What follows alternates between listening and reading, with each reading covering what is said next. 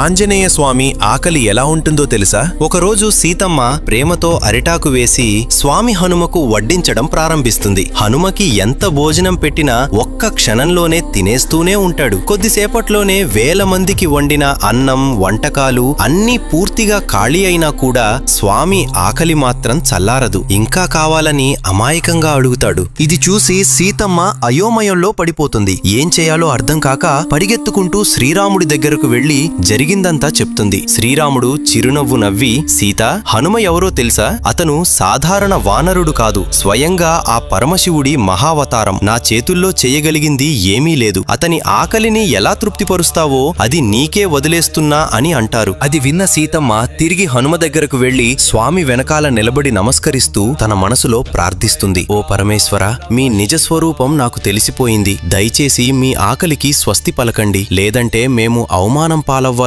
వస్తుంది స్వామి అని పంచాక్షరీ మంత్రాన్ని భక్తితో జపిస్తుంది. ఆ వెంటనే హనుమంతుడు తృప్తి చెందుతాడు. సీతమ్మ హనుమ వైపు తిరిగి, ఏం నాయనా, ఇంకాస్త వడ్డించనా అని అడుగుతుంది. అప్పుడు హనుమ, చాలు తల్లి, నా కడుపు నిండిపోయింది, ఇక నేను ఏమీ తినలేను, భోజనానికి ధన్యవాదాలు అని నమస్కరించి అక్కడి నుండి వెళ్లిపోతాడు. జై హనుమాన్ అని కామెంట్ చేసి ఛానల్ ను సబ్స్క్రైబ్ చేసుకోండి.